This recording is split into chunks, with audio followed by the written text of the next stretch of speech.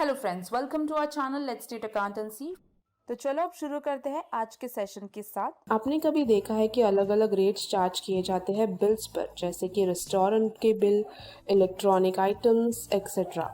दोस्तों, अलग अलग रेट्स चार्ज किए जाते हैं अलग अलग आइटम्स पर, जैसे कि 5% जीएसटी, 18% जीएसटी, 12% जीएसटी एक्सेट्रा।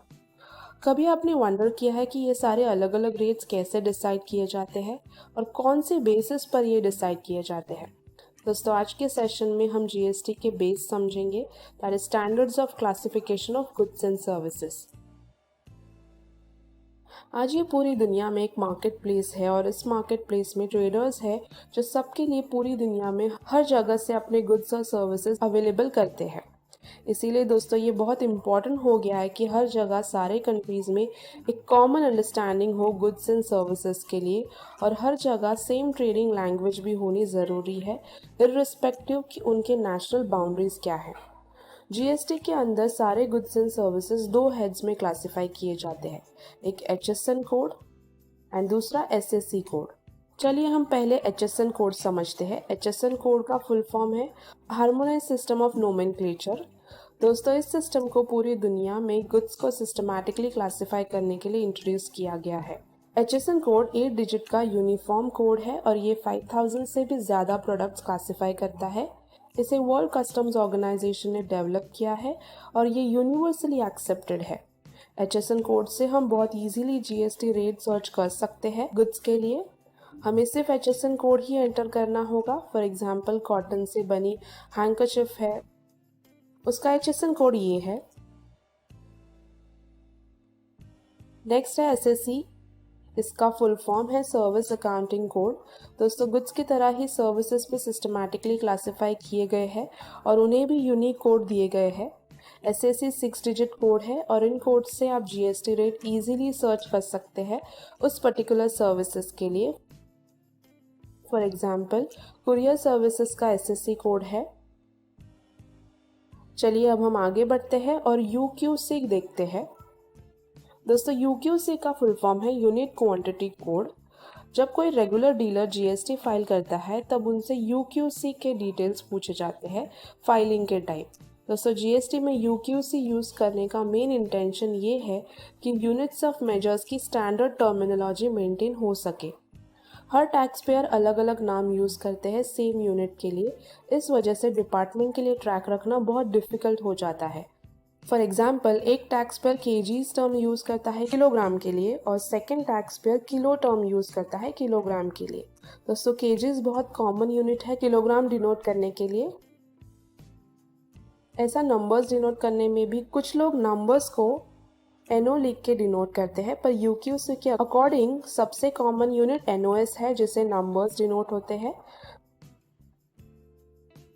चलिए दोस्तों, अब हम आगे बढ़ते हैं और जीएसटी के क्लासिफिकेशंस देखते हैं। आपने कभी आपके रेस्टोरेंट बिल में देखा है कि आपके सब टोटल, मतलब जो आपके खाने का एक्चुअल बिल है, उसके नीचे टैक्स चार्ज किया होता है, सीजीएसटी और एसजीएसटी ये टर्म्स यूज़ किए होते हैं और फिर उसे ऐड करके नेट ग्रैंड टोटल आता है जो हमें पे करना होता है। दोस्तों, आप वंडर कर रहे हो कि अब ये सीजीएसटी और एसजीएसटी ये दोनों टर्म क्या है? ये टर्म्स और कुछ नहीं पर जीएसटी के क्लासिफिकेशन है। चलिए अब हम इसे डिटेल में पढ़ते हैं। इंडिया एक फेडरल कंट्री है और यहाँ सेंट्रल और स्टेट गवर्नमेंट दोनों को ही असाइन की गई है पावर्स कि वो टैक्स लेवी और कलेक्ट कर सके। यहाँ 3 टाइप के टैक्स स्ट्रक्चर होते हैं, एसजीएसटी, सीजीएसटी, यूटीजीएसटी और आईजीएसटी। दोस्तों, ये टैक्स इसलिए इम्प्लीमेंट किए गए हैं ताकि टैक्स पेयर क्रेडिट ले सके टैक्स के अगेंस्ट में और उन्हें हेल्प भी हो सके, ताकि हम ये इंश्योर कर सके वन टैक्स वन नेशन। दोस्तों, सबसे फर्स्ट है CGST, central goods and service tax. दोस्तों, जीएसटी के अंदर सीजीएसटी को सेंट्रल गवर्नमेंट लेवी करते हैं। ये टैक्स इंट्रा स्टेट सप्लाईज पर लेवी किया जाता है। इसका मतलब ये है कि जो गुड्स एंड सर्विसेज का सप्लाई एक स्टेट के अंदर होता है उस पर जो टैक्स लगता है वो सीजीएसटी होता है। फॉर एग्जाम्पल, मुंबई से कोई भी गुड्स या सर्विसेज पुणे दी गई तो सीजीएसटी लेवी होगा, क्योंकि दोनों प्लेस महाराष्ट्र स्टेट में ही आते हैं। दोस्तों ये टैक्स को CGST एक्ट गवर्न करता है और ये प्रिस्क्राइब रेट के हाफ पर लेवी होता है। फॉर एग्जांपल अगर GST 18% लेवी होगा तो उसमें से CGST 9% है, 18% का हाफ। दोस्तों अब है SGST, state goods and service tax. GST के अंदर SGST को स्टेट गवर्नमेंट लेवी करता है। ये टैक्स इंट्रा स्टेट सप्लाईज पर लेवी किया जाता है। इसका मतलब ये है कि जो गुड्स एंड सर्विसेज को सप्लाई एक स्टेट के अंदर होता है उस पर जो टैक्स लगता है वो SGST होता है। फॉर एग्जांपल मुंबई से कोई भी गुड्स या सर्विसेज पुणे दी गई तो SGST लेवी होगा, क्योंकि दोनों प्लेस महाराष्ट्र स्टेट में ही आती है। दोस्तों ये टैक्स को SGST एक्ट गवर्न करता है और ये प्रिस्क्राइब रेट के हाफ पर लेवी होता है। तो दोस्तों GST 18% है तो उसमें से हाफ SGST और हाफ CGST होगा। चलिए इस बाइफर्केशन को अच्छे से समझने के लिए हम एक एग्जांपल लेते हैं। सपोज वरुण एक डीलर है महाराष्ट्र में और उसने 15,000 के गुड्स परचेज की है कुशाल से। कुशाल भी महाराष्ट्र में ही डीलर है। दोस्तों ये ट्रांजैक्शन इंट्रा स्टेट ट्रांजैक्शन है। तो suppose GST rate in goods पर 18% है। हमने यहाँ 18% इक्वली डिवाइड किया है और गुड्स के अमाउंट पर चार्ज किया है।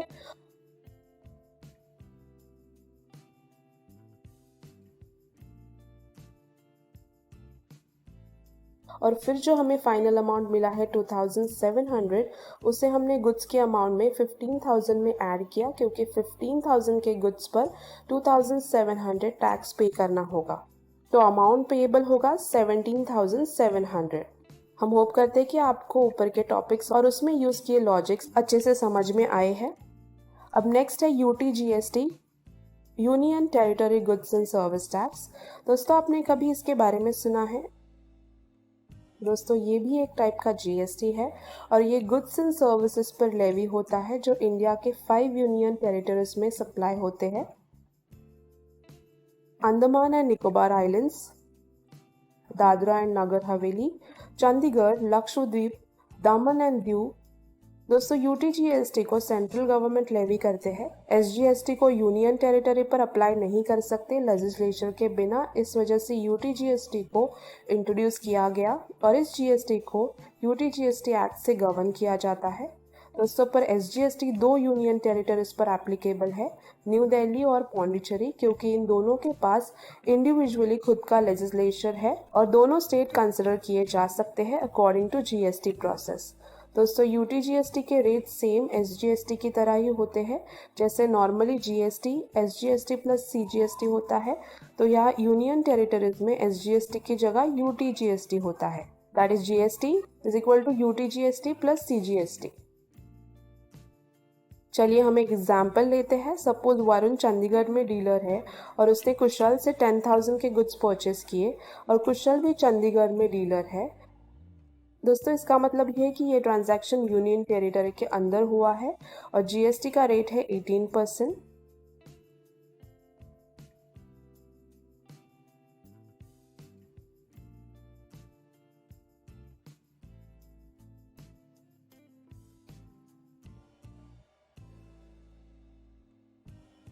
दोस्तों वरुण गुड्स की वैल्यू प्लस टैक्स पे करेगा, दैट इज 10,000 प्लस 1,800।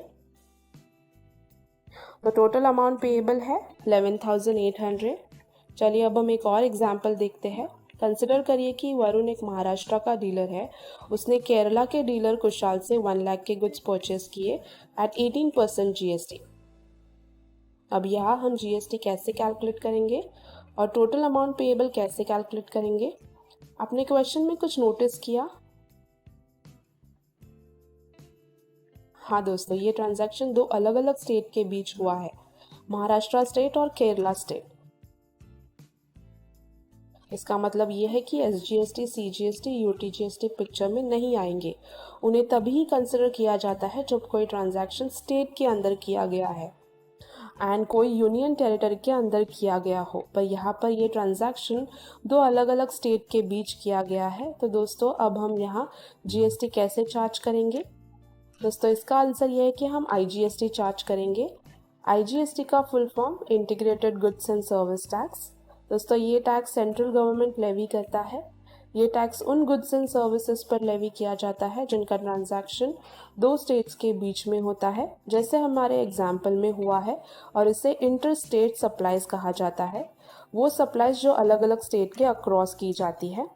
दोस्तों ये टैक्स IGST के एक्ट से गवर्न किया जाता है। ये इंडिया में इंपोर्ट किए गए गुड्स एंड सर्विसेज पर और इंडिया से एक्सपोर्ट किए गए गुड्स एंड सर्विसेज इन दोनों पर भी लेवी किया जाता है। हमारे एग्जाम्पल में IGST कैलकुलेट किया जाएगा 1 लाख पर 18%। यहाँ पर GST में IGST डायरेक्टली 18% कैलकुलेट की जाएगी, इसमें कोई भी बाइफिकेशन नहीं किया जाता। चलिए अब हम एक्चुअल कैलकुलेशन करते हैं। तो टोटल अमाउंट पेएबल है 1,18,000। यहाँ पर वरुण गुड्स की अमाउंट प्लस GST टैक्स पे करेगा। अब बताइए GST अंडरस्टैंड करना इजी है ना। चलिए दोस्तों अब हम ऊपर किए गए क्लासिफिकेशन को समराइज करते हैं। ऊपर के क्लासिफिकेशन से हम इस कंक्लूजन पर आते हैं कि मेनली 3 बेसिक टाइप्स के टैक्सेस के कॉम्बिनेशन होते हैं। फर्स्ट है जो गुड्स एंड सर्विसेज स्टेट के अंदर ही सप्लाई होते हैं और इस पर applicable combination CGST plus SGST है। सेकेंड में tax on goods and services पर अप्लाई होता है जो यूनियन टेरिटरीज के अंदर ही सप्लाई होते हैं और उन्हें इंट्रा यूनियन टेरिटरी सप्लाई कहा जाता है और उन पर CGST प्लस UTGST एप्लीकेबल होता है। पर ये टैक्स दिल्ली और पौंडीचेरी पर अप्लाई नहीं होता क्योंकि दोनों यूनियन टेरिटरीज के पास खुद का इंडिविजुअल लेजिस्लेचर है, इसीलिए उन्हें स्टेट कंसिडर किया जाता है और उन पर UTGST नहीं और SGST एप्लीकेबल होता है।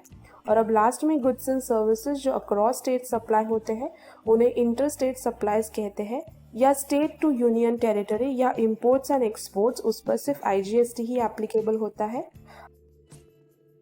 दोस्तों तो इस सेशन में बस इतना ही। चलिए एक बार हम एक क्विक रिव्यू कर लेते हैं कि हमने आज के सेशन में क्या पढ़ा। हमने आज 2 standards of classification of goods and services पढ़े, HSN और SSC। हमने ये भी पढ़ा कि UQC क्या होता है। उसके बाद हमने GST के क्लासिफिकेशंस पढ़े, SGST, CGST, UTGST and IGST। दोस्तों हमने 3 बेसिक कॉम्बिनेशंस भी पढ़े जो कि ट्रांजैक्शन पर एप्लीकेबल होते हैं।